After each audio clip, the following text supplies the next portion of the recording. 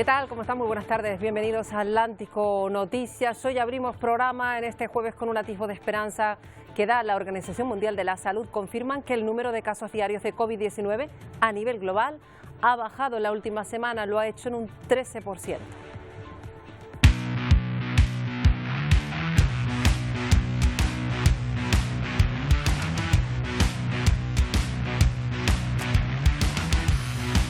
Bueno, este dato implica una reducción de las nuevas infecciones por tercera semana consecutiva. Además, aún así, evidentemente, sigue sin ser suficiente. Muchos países, de hecho, atraviesan muchas dificultades. Por eso las campañas de vacunación cobran aún más importancia, sobre todo la necesidad de aumentar el ritmo de vacunaciones. Cada día es más urgente.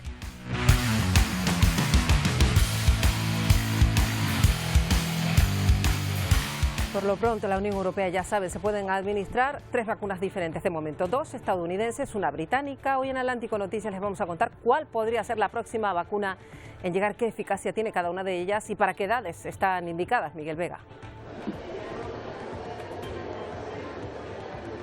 Las vacunas de Pfizer, Moderna y AstraZeneca por la Agencia del Medicamento Europeo, pero no todas cuentan con la misma eficacia y se aconseja para los mismos grupos de edad.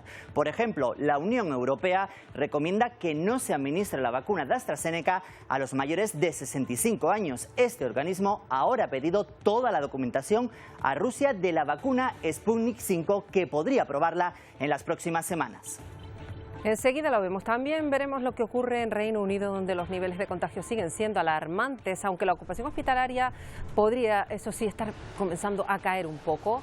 Ante esta ligera mejoría, las autoridades piden que las medidas no se relajen. Las escuelas podrían permanecer cerradas hasta el 8 de marzo y continúa esa campaña de vacunación. Llega ya a más de 10 millones de personas en ese país.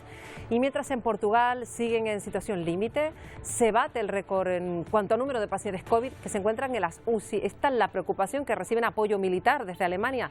Hay 20 médicos, 150 camas, 50 respiradores que han tenido que ser desplazados a ese país. Y hablando de vacunas, fíjense la polémica que ha habido en Trinidad, en Bolivia. La falta de vehículos que garantizaran las condiciones de frío hizo que tuvieran que ser trasladadas, estas que llegaron, en un camión de pollos congelados. Dicen las autoridades que se hizo por una situación puntual de emergencia. En un momento les contamos exactamente qué fue lo que ocurrió. Y con la pandemia, otras enfermedades pasan desapercibidas. Hoy es el Día Mundial contra el Cáncer. Hay muchas voces que reclaman más atención para estos enfermos. De hecho, la Comisión Europea comunica que va a invertir 4.000 millones de euros para favorecer el diagnóstico precoz, sobre todo de los cánceres más frecuentes, el de mama o el colorectal. Hoy, como siempre, estaremos con la actualidad de Estados Unidos. Una de las líneas que se esperaba conocer es cómo sería la administración Biden con Venezuela en particular, y con Nicolás Maduro. Hoy el gobierno se ha posicionado. Así es, la nueva administración ha sido tajante, ha calificado a Maduro de dictador y además reconoce que la única institución democrática que todavía permanece en Venezuela es la Asamblea Nacional de 2015 y ratifica así la posición de Juan Guaidó como presidente interino. Y aquí en las islas, en las últimas semanas hemos visto nevadas en Madrid, también Nueva York, y hoy aquí, ya decimos, los primeros copos han comenzado a caer en La Palma. Son imágenes que han sido grabadas por los trabajadores del Roque de los Muchachos. Esta misma mañana empieza, como estaba previsto, a caer la nieve. Enseguida vamos en directo allí con nuestros compañeros.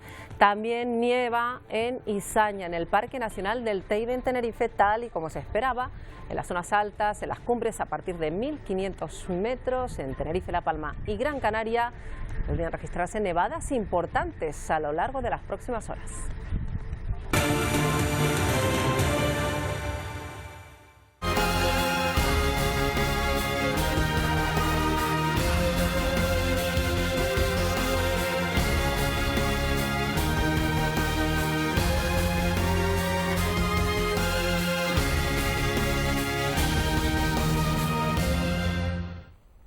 Bueno, arrancamos, lo hacemos con ese dato de la Organización Mundial de la Salud, que ha confirmado hoy que el número de nuevos casos de COVID-19 en todo el mundo ha bajado, lo ha hecho en la última semana, en un 13%, y esto está implicando una reducción de las infecciones por tercera semana consecutiva, algo esperanzador.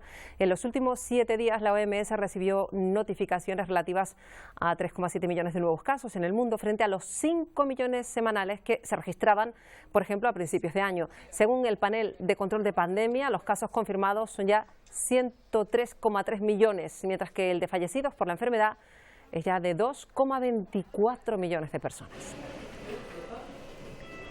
El Ministerio de Sanidad no ha decidido todavía si España se desmarca o no de la línea mayoritaria marcada por la Unión Europea, que sería optar por no administrar a mayores de 65 años la vacuna que ha desarrollado la Universidad de Oxford y AstraZeneca, una vacuna que por cierto está a punto de llegar a España y sobre la que hay que adoptar una decisión.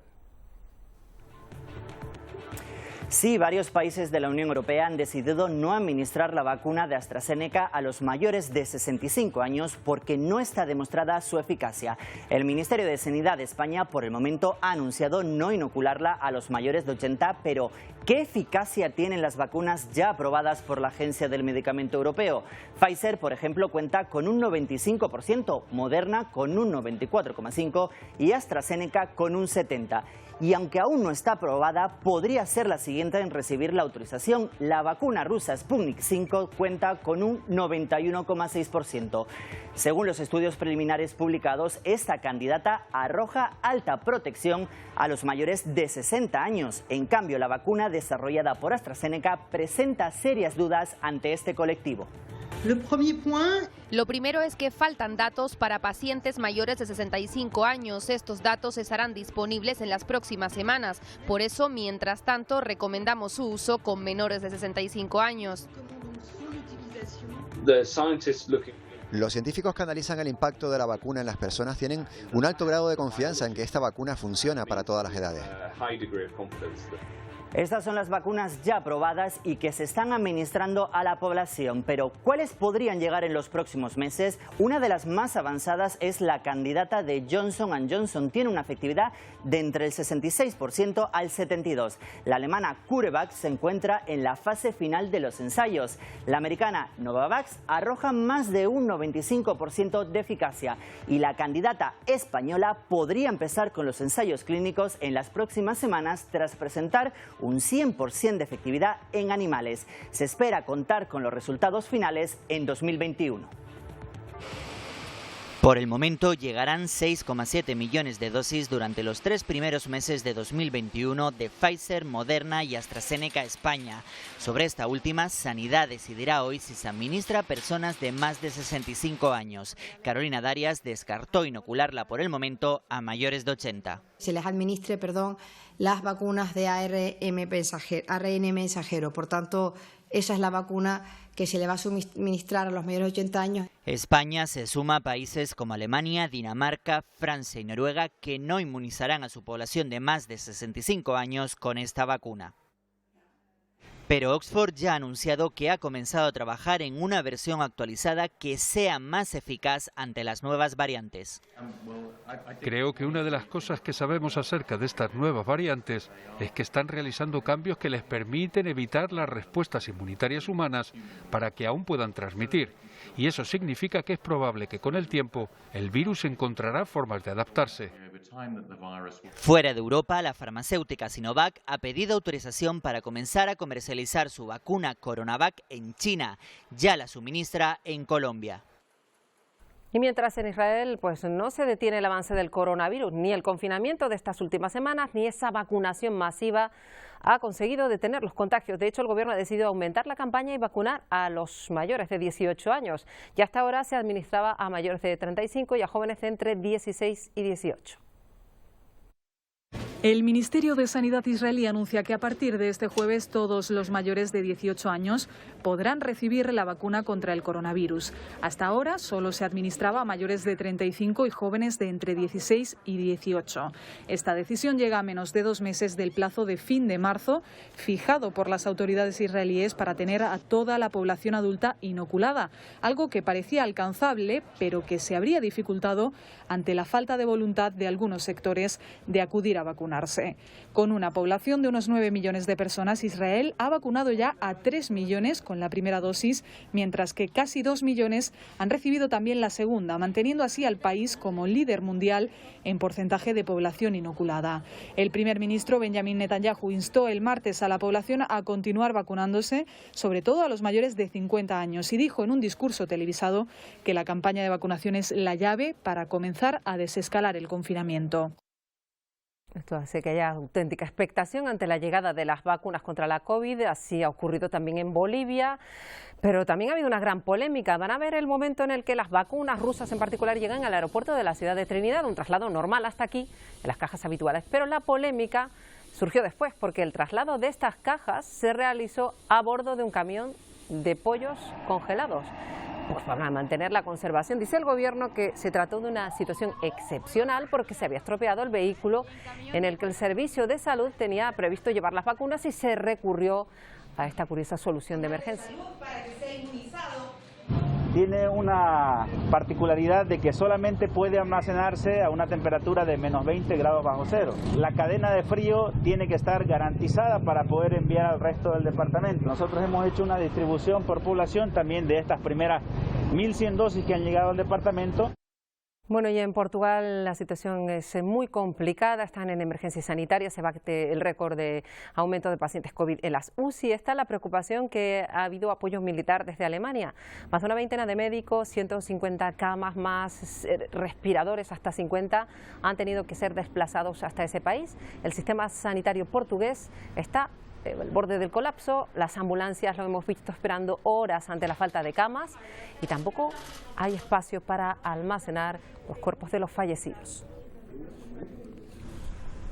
Y los niveles de contagio son alarmantes en Reino Unido si tenemos en cuenta las medidas que se han tomado. La ocupación hospitalaria, eso sí, parece que comienza a caer, pero las autoridades piden que las medidas no se relajen. De hecho, las escuelas podrían estar cerradas todavía hasta el 8 de marzo y sigue la campaña de vacunación. Está siendo masiva, más de 10 millones de vacunaciones se han producido ya en todo el país. Y en Perú preocupa mucho el aumento de contagios entre niños y adolescentes. De hecho, son el colectivo más afectado allí por la segunda ola de la COVID en ese país. Las autoridades insisten en que no hay que bajar la guardia.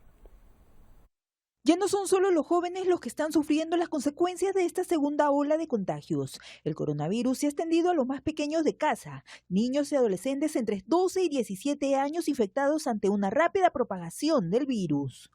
Para ponerlo en cifras, del 3 al 9 de enero se registraron 388 contagios entre menores de 12 a 17 años, mientras que del 10 al 16 de enero se reportaron 617 casos, incremento de un 59% de nuevos casos semanales, cifras que no debe dejar de pasar por alto al relajar las medidas de protección sanitaria, más aún cuando busca un momento de recreación al aire libre. Extremen sus medidas de bioseguridad, no se confíen y en lo posible reducir la interacción social o evitar las aglomeraciones que son las fuentes de contagio.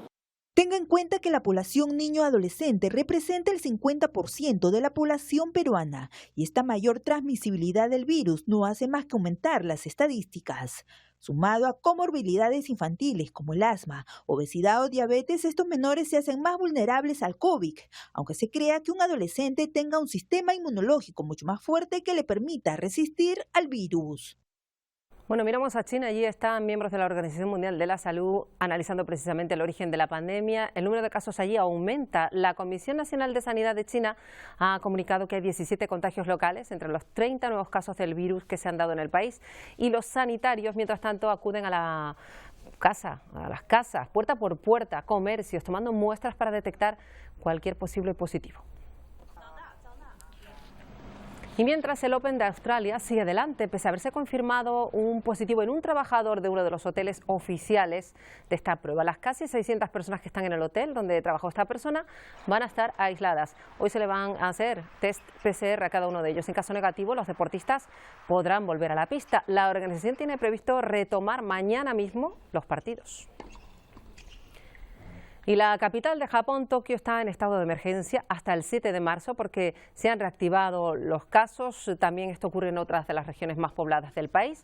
Mientras se trata de reducir la presión sobre el sistema hospitalario, y el responsable del Comité Organizador de los Juegos Olímpicos de 2020 de Tokio ha sido contundente por su parte al asegurar que sí que se van a celebrar los Juegos y que tienen previsto comenzar el 23 de julio de este año 2021.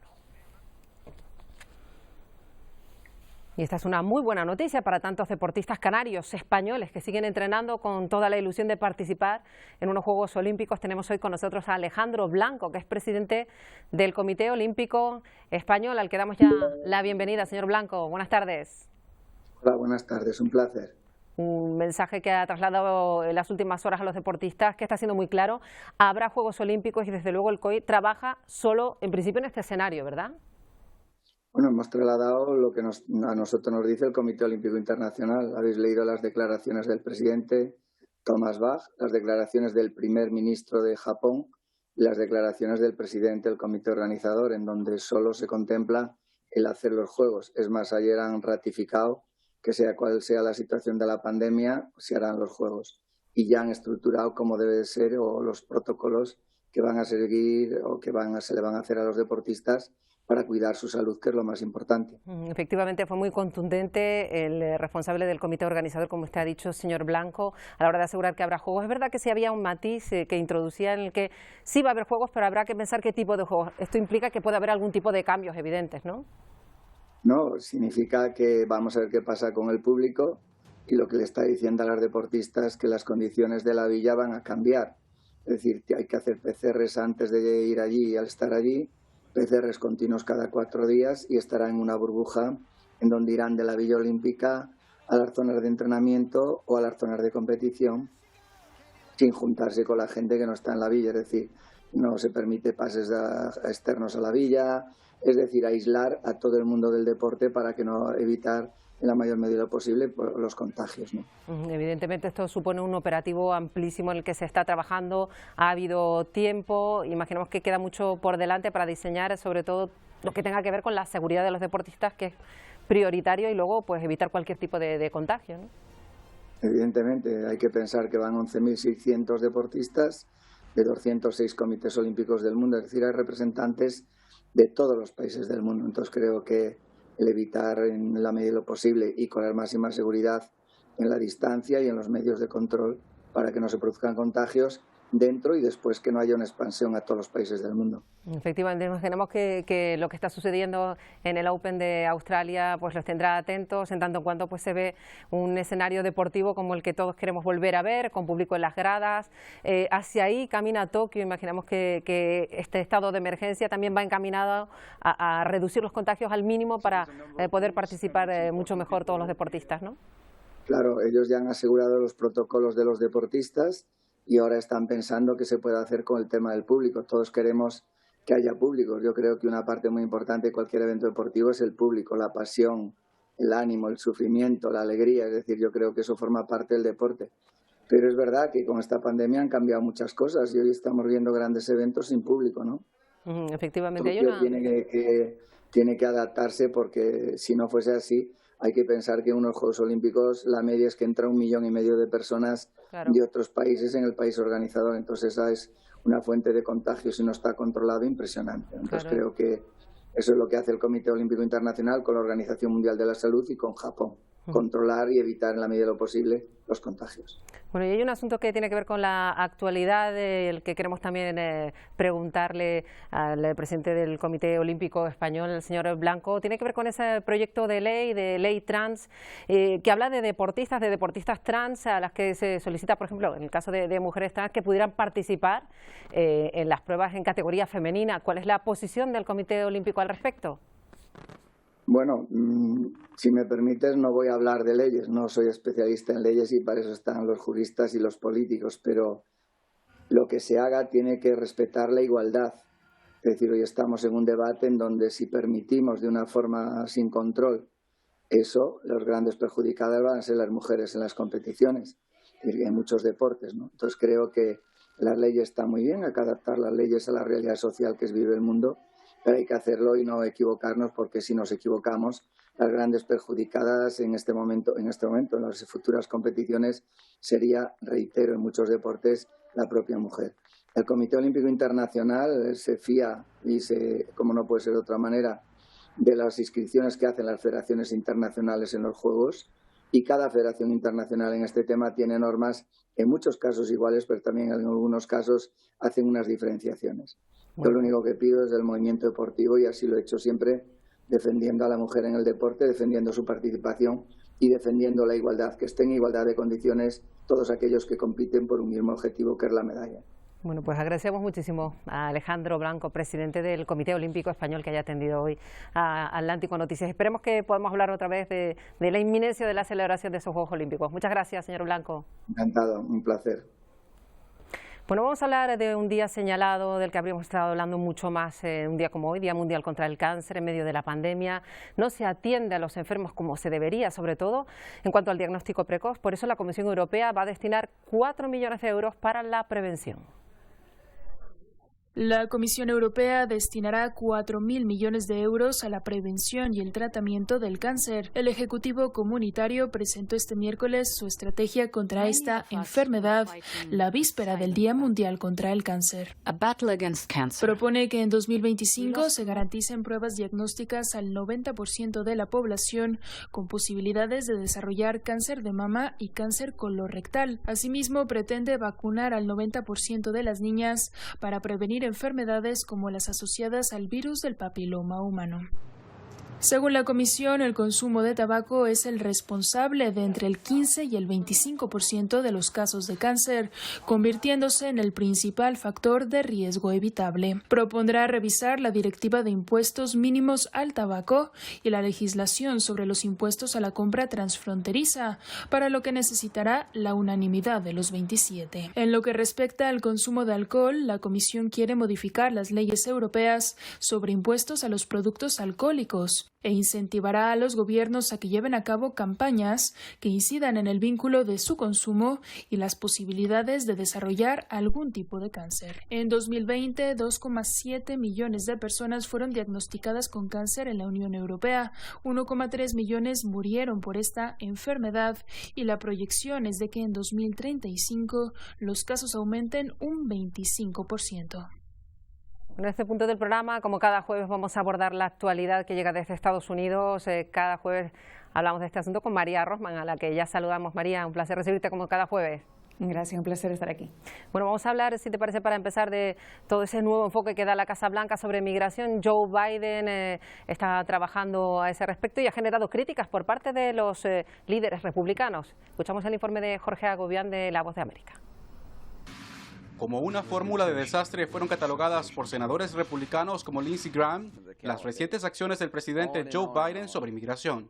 La negativa de continuar construyendo un muro fronterizo y cambiar las políticas de asilo de Trump que requieren a los inmigrantes esperar en México por la fecha de una cita en la Corte son fórmulas de desastre y crearán una masiva crisis en la frontera. El presidente Biden ordenó la revisión, pero no la eliminación por ahora del protocolo de protección de inmigrantes, conocido como Permanecer en México, medida implementada por su antecesor en la Casa Blanca.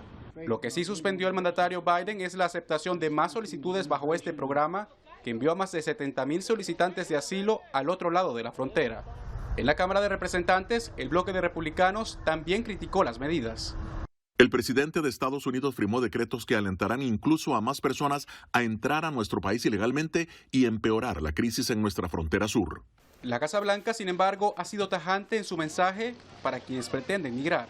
No es el momento para venir a Estados Unidos. Necesitamos el tiempo para poner en práctica un proceso migratorio para que las personas sean tratadas humanamente. La administración Biden también fue cuestionada por los republicanos por la cantidad de decretos promulgados, 28 en total, en menos de un mes de su presidencia.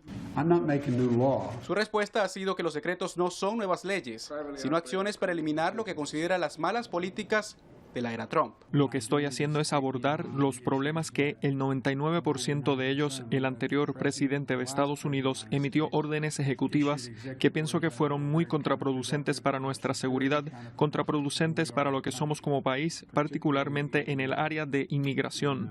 Jorge Agobián, Voz de América, Washington. Muchos cambios que ha implementado, ¿verdad, María? Joe Biden llama mucho la atención desde Europa este cambio tan radical en cuanto a la política migratoria. Oíamos a la portavoz de la Casa Blanca con ese tono de decir no es tiempo de venir, estamos organizando un protocolo para que lleguen en las mejores condiciones. Cambio radical de discurso, ¿no? Sí, definitivamente. Como dijo Biden, no se trata de hacer nuevas leyes realmente, sino de eliminar toda esa mala política que ha tenido Estados Unidos en cuanto a inmigración los últimos 4 años. Por supuesto que tiene que haber un proceso, tiene que haber una forma legal de llegar a Estados Unidos y este no es el momento, y menos en medio de una crisis como la que está viviendo ahora el país. Pero sí es verdad que esto quiere decir que las prioridades de la nueva administración son muy diferentes a las anteriores. Y es un país de inmigrantes, hace falta los inmigrantes y hay que hacer una reforma migratoria para que este proceso se haga de la forma mejor posible realmente. Está claro que a este respecto siempre encuentra pues de frente al Partido Republicano. Veíamos cómo pues muchos de ellos están diciendo que esto va a ser bueno pues un efecto llamada brutal y que esto va a ser todo un problema, ¿no? Eso lo dicen los republicanos. Sí, eso es lo que dicen los republicanos, pero a los republicanos se les olvida que fue Ronald Reagan el que hizo lo que sería realmente perdonarles a 11 millones de indocumentados su estado ilegal en el país y hacerlos ciudadanos hace ya unos cuantos años, en los 80. Lo que se trata en este caso es que está el país todavía muy dividido, muy polarizado y cualquier medida que tome el presidente nuevo se va a ver desde el lado republicano, desde la otra bancada, como un intento de alguna manera deshacer lo que es toda la política anterior, ¿no? De todos modos, todo esto que ha dicho ahora mismo el presidente Biden, todas estas leyes, todo lo que se está haciendo, una de las cuestiones principales es que no se va a hacer de forma inmediata. Todo esto realmente va a llevar un tiempo. Efectivamente, pues es una de sus prioridades también, como abordamos cada semana, todo lo que tiene que ver con la sanidad. De hecho, vamos a ver otro asunto porque las autoridades locales advierten que va a haber medidas muy estrictas para lograr vacunar a todos los residentes de Estados Unidos y también se trata de frenar ese llamado turismo de vacunas. Nos lo cuenta José Pernalete. Las autoridades de salud en Estados Unidos aumentaron la construcción de centros de vacunación masivos para inmunizar a la mayor cantidad de población posible. En jurisdicciones como Florida, California y Nueva York, por ejemplo, también establecieron mayores controles en el cumplimiento de los requisitos para recibir las dosis y evitar así el turismo de inmunización. Por otra parte, el equipo especial de respuesta de la Casa Blanca contra el COVID-19 alertó sobre la necesidad de garantizar mayores recursos para ampliar la inmunización a toda escala, conduciendo miles de millones de dólares para potenciar esta tarea. Los expertos destacaron que los promedios de hospitalización en todo el país muestran un descenso favorable, al igual que la disminución de los fallecimientos. Sin embargo, también advirtieron que aún no es momento de bajar la guardia. Por su parte, Rochelle Walensky, directora en los Centros para el Control y Prevención de Enfermedades, dijo que los casos siguen siendo extraordinariamente altos, aún el doble del número máximo de casos que se registraron durante verano. Durante las pasadas 24 horas se registraron 114.437 nuevos contagios de COVID-19 según la base de datos de la Universidad Johns Hopkins en todo el país. Es el reporte. Soy José Pernalete de La Voz de América en Miami para Televisión Canaria. Bueno, María, está claro que por todo cambio que pueda hacer Biden, si no se soluciona ser el país que más contagios tiene y más fallecidos, pues nada podrá seguir como era antes, ¿verdad? Sí, lo primero, por supuesto, es frenar los contagios. Yo creo que a nivel global, no solamente en Estados Unidos, pero Estados Unidos, siendo un país del primer mundo y tan desarrollado, pues ha sorprendido por haberse quedado tan atrás en la respuesta hacia el coronavirus, ¿no? Pero todo esto ahora mismo, al fin y al cabo, se va a tener que hacer frente con dinero, ¿no?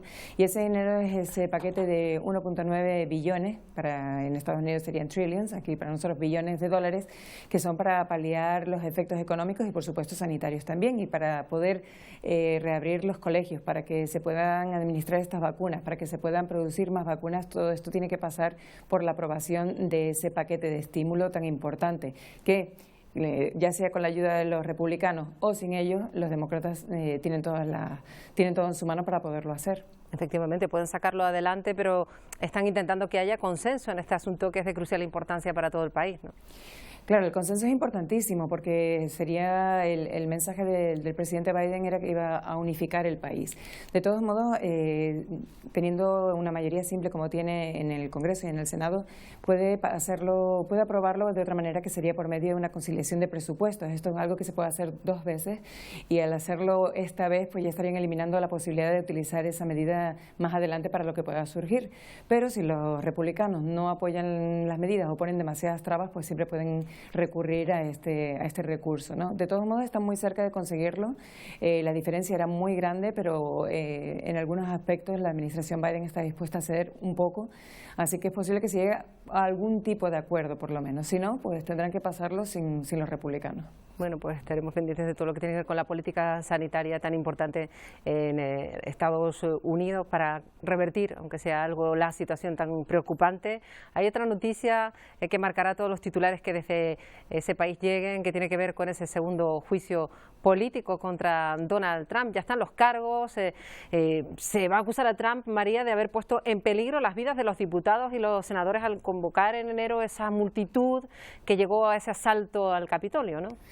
Sí, el 9 de febrero empieza lo que es el juicio en el Senado y por supuesto que los cargos son el haber incitado a una insurrección y también haber intentado forzar la mano de un alto funcionario de elecciones en Georgia para que mintiera sobre los resultados, ¿no? Son cargos muy importantes y muy serios, pero al fin y al cabo todo esto, en lo que se va a estar decidiendo realmente es la constitucionalidad de llevar a un juicio político a un presidente que ya no es presidente. Ese va a ser el punto fundamental de los 2 nuevos abogados. Recordemos que los 5 que tenía, todos decidieron no apoyar a Trump porque quería volver a insistir en que hubo fraude electoral, así que decidieron dejar sus cargos y ahora estos 2 nuevos abogados pues posiblemente con el consejo de los republicanos se van a enfocar más en esa parte que sería la constitucionalidad del proceso en sí, ¿no? Estos 2 abogados, curiosamente, son los que representaron a Bill Cosby y a Jeffrey Epstein, los 2 con cargos de acoso sexual en el pasado, y recordemos que ambos terminaron en la cárcel.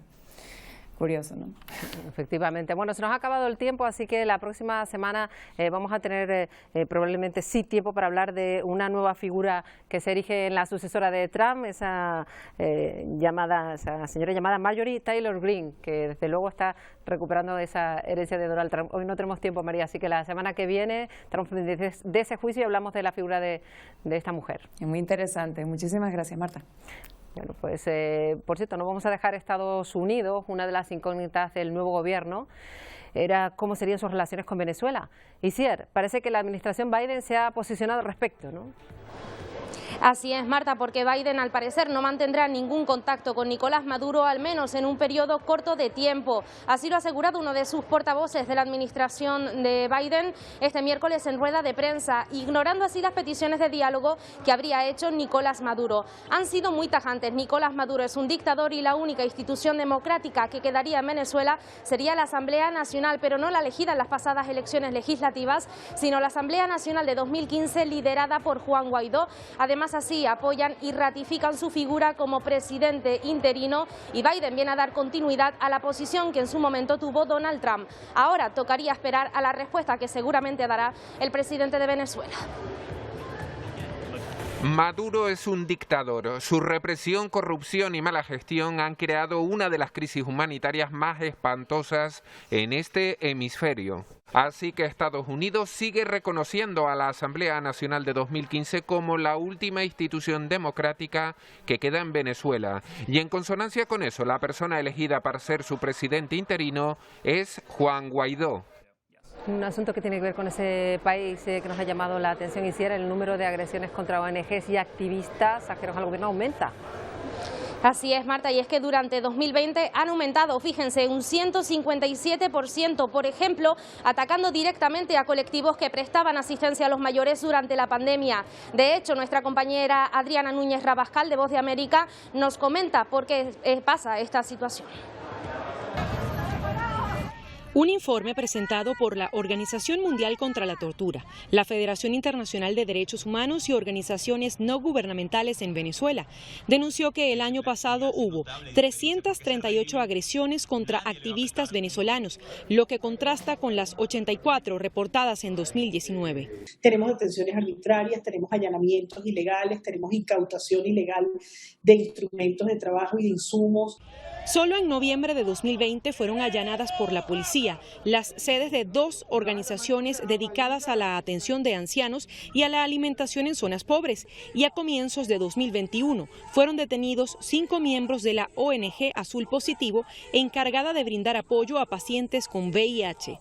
Quienes están trabajando en la sociedad civil en el campo humanitario o en el campo de derechos humanos está siendo visto como un enemigo interno. El gobierno de Nicolás Maduro pidió a Naciones Unidas detallar los fondos que envía a algunas de estas ONG en Venezuela, pues según su solicitud, sospecha que estas organizaciones dan un uso político y no humanitario a los recursos.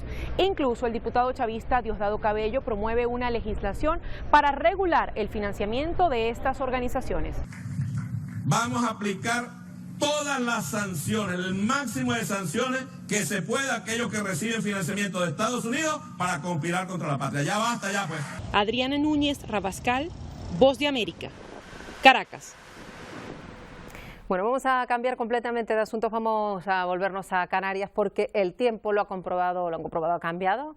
Atrás quedan esas temperaturas casi primaverales de hace solo unos días. Ya estamos viendo los efectos de una vaguada atlántica con aire frío en altura que afecta a todo el archipiélago. En los próximos días además va a persistir y una de sus consecuencias, las nevadas en cumbres de Gran Canaria, de Tenerife y de La Palma. Por lo pronto en Izaña, en el Parque Nacional del Teide, ya ha comenzado a nevar. Las previsiones apuntan a que va a seguir haciéndolo durante las próximas horas. Ya les decimos que se espera que también en Gran Canaria pueda nevar en las próximas horas. Otro punto en el que también nieva es en La Palma. Ahí está Magali Cáceres. Cuéntanos, Magali. Muy buenas tardes. Pues sí, ha comenzado a nevar en la isla de La Palma, pero lo hace en el punto más alto de la isla, en el Roque de los Muchachos, por encima de los 2.400 metros.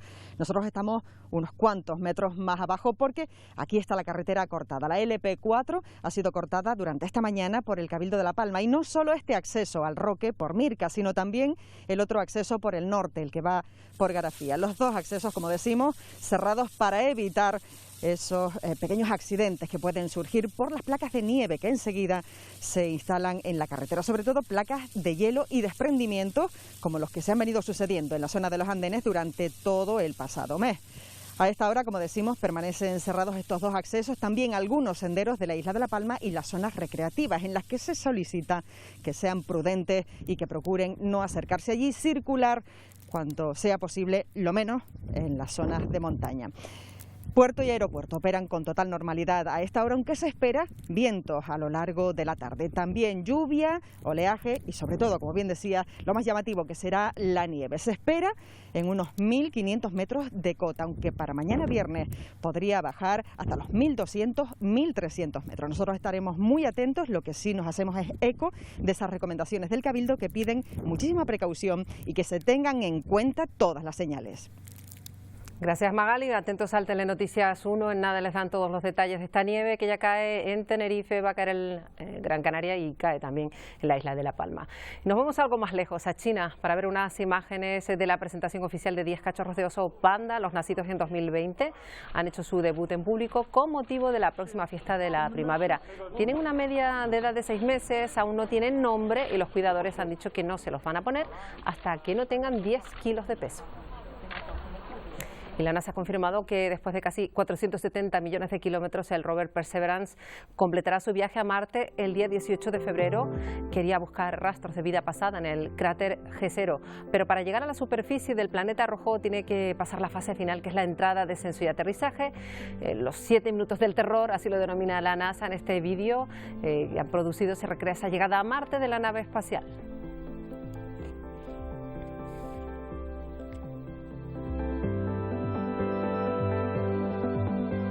Bueno, que haya suerte con esa Perseverance. Nos vamos a ir ya, lo hacemos con música. Tal día como hoy se publicó el que fue el último álbum de estudio de la banda Queen, se llamaba Innuendo.